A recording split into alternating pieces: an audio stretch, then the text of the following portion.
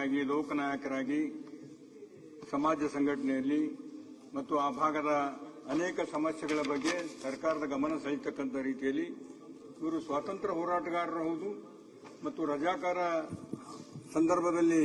ಸಾಕಷ್ಟು ಹೋರಾಟವನ್ನು ಮಾಡಿರ್ತಕ್ಕಂಥ ಆ ಭಾಗದ ಗಣ್ಯ ವ್ಯಕ್ತಿ ಮತ್ತು ನಮಗೇನು 371 ಇವತ್ತು ಬಂದಿದೆ ಅದರ ಹೋರಾಟದ ರೂವಾರಿಗಳು ಕೂಡ ಹೌದು. ಇವತ್ತು ಮಣ್ಣ ಖಂಡ್ರೆ ಅವರನ್ನ ತಿಪ್ಪಣ್ಣ ಅವರನ್ನ 3 ಜನರನ್ನ ಕರೆಸಿ ನಾವು ಬೃಹತ್ ಮೆರವಣಿಗೆ ಮಾಡಿ ಸುಮಾರು ಒಂದು 50,000 ಜನರನ್ನು ಸೇರಿಸಿ ಅವರು ಸಮಾಜದ ಬಗ್ಗೆ ಈ ಭಾಗದ ಬಗ್ಗೆ ಮತ್ತು ಹೈದರಾಬಾದ್ ಕರ್ನಾಟಕದ ವಿಮೋಚನೆ ಬಗ್ಗೆ ಮತ್ತು ರಜಾಕರನ ಓಡಿಸ್ತಕ್ಕಂಥ ಕೆಲಸ ಮಾಡಿ ಎಲ್ಲವನ್ನ ನಾವು ಅವರಿಗೆ ಸನ್ಮಾನ ಮಾಡಬೇಕಂತ ಹೇಳಿ ನಾವೆಲ್ಲರೂ ಕರೆಸಿ ಅವರನ್ನ ಬೃಹತ್ ಒಂದು ಸಭೆ ಮಾಡಿ ಸನ್ಮಾನ ಮಾಡಿರೋ ಸೌಭಾಗ್ಯ ನನಗೆ ಸಿಕ್ತು. ಆದ ಕಾರಣ ಇವತ್ತು ನಮ್ಮ ಭಾಗದ ಲೋಕನಾಯಕ ಅಂತ ಹೇಳಿ ಹೆಸರುವಾಸಿಯಾಗಿರ್ತಕ್ಕಂಥದ್ದು, ಆಗಿನ ಕಾಲದಲ್ಲಿ ರಜಾಕಾರ ವಿರುದ್ಧ ಹೋರಾಟ ಮಾಡಿರ್ತಕ್ಕಂಥದ್ದು, ಸಮಾಜದ ಬಗ್ಗೆ ಮತ್ತು ರೈತರ ಬಗ್ಗೆ ಹೋರಾಟ ಮಾಡಿರ್ತಕ್ಕಂಥ ವ್ಯಕ್ತಿಗೆ ದಯಮಾಡಿ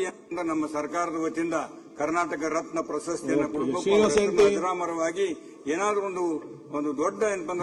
ಅವರ ಹೆಸರು ನೀಡಬೇಕಂತ ಹೇಳಿ ಕಳಕಳಿಯಿಂದ ಕೇಳಿಕೊಂಡು ನಾನು ಈ ಸಂತಾಪ ಸೂಚಿಕೆ ಕೊಟ್ಟಿದ್ದಕ್ಕಾಗಿ